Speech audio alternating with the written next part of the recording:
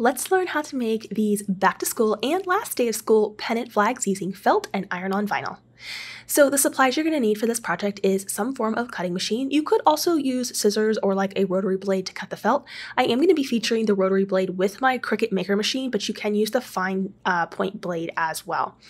I'll use the strong grip mat, and I'm going to be using a brayer tool to press my felt material to the mat. I'll also be using a fabric stiffener, hot glue gun, glue sticks, iron-on vinyl. I'll also be using a weeding tool, a heat press, specifically the Easy Press Mini, and I'll be using 1/4-inch wood dowel rods, and I'll also use some ribbon to finish off my flags. Let's go ahead and get this cut out. Now you can find all of these designs for free. They are linked below this video, so make sure you go and download these SVG Cut Files. They are a freebie from Abbi Collections. I'm getting my felt pressed to my strong grip mat here. I'm using my brayer tool just to smooth the material on. It's really going to help just make sure it's gripped on there really well. I do recommend the strong grip mat in this case. It just gives me the best results.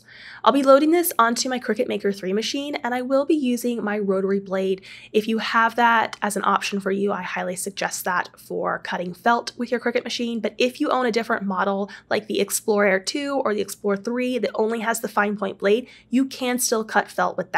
So just make sure you select the corresponding material in Design Space or your cutting software that supports the felt and get that pennant flag cut out. I like the rotary blade because it just cuts a little bit more clean and leaves less debris behind on my mat, and it's just a little bit of a sharper line.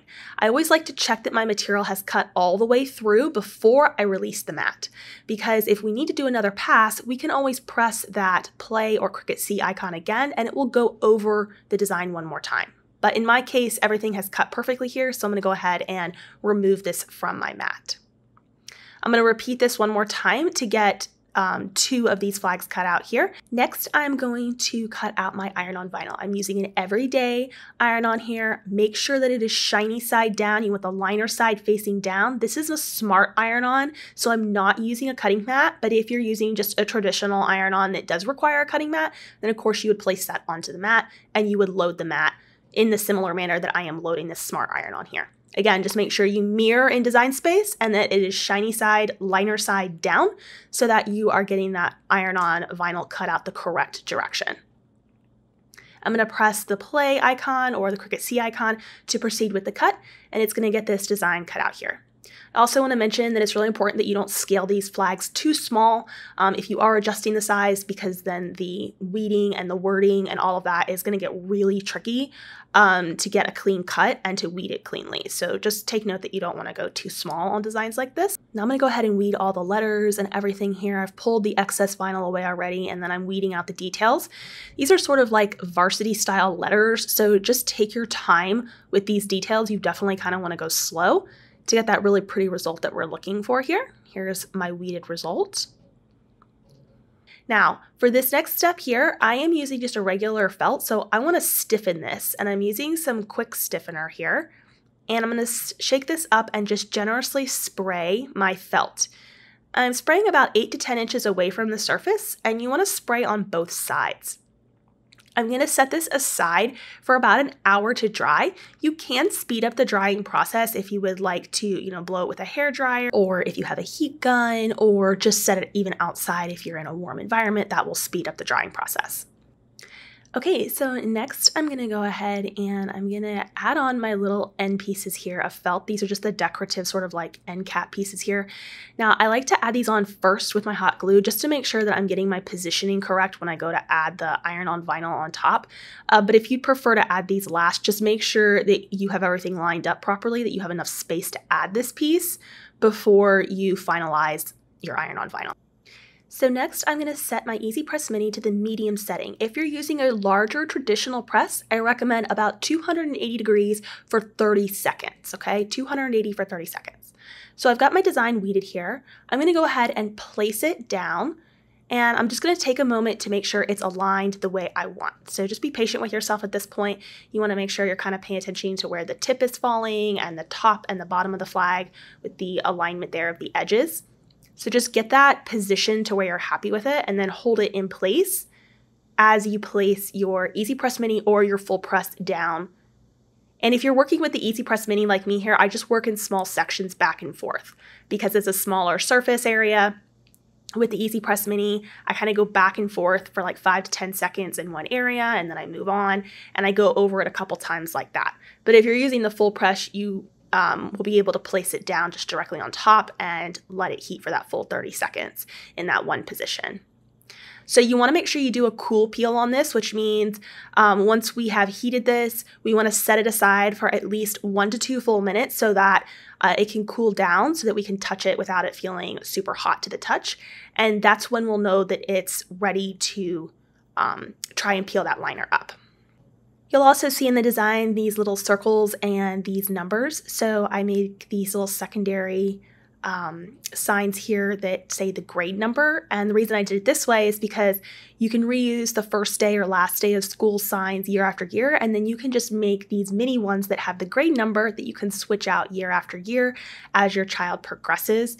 And it's less work every year to have to make the full flag again because you can just switch out with the number value. All right, so this is now cool to the touch. I am going to start at one end and very carefully lift the liner. If anything is not laying down and it looks like it's trying to lift away from your felt, then place the liner back down and reheat for another 15 seconds or so, let it cool, and then try again. Mine is going very smoothly here, but no matter what, just go nice and slow as you remove those liners to make sure nothing is lifting up on you there.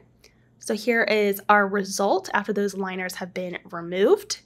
Super cute. I love how they're turning out. So I'm going to grab my second piece here, and we're basically going to be using these 2 flag pieces to glue our wood dowel in between them.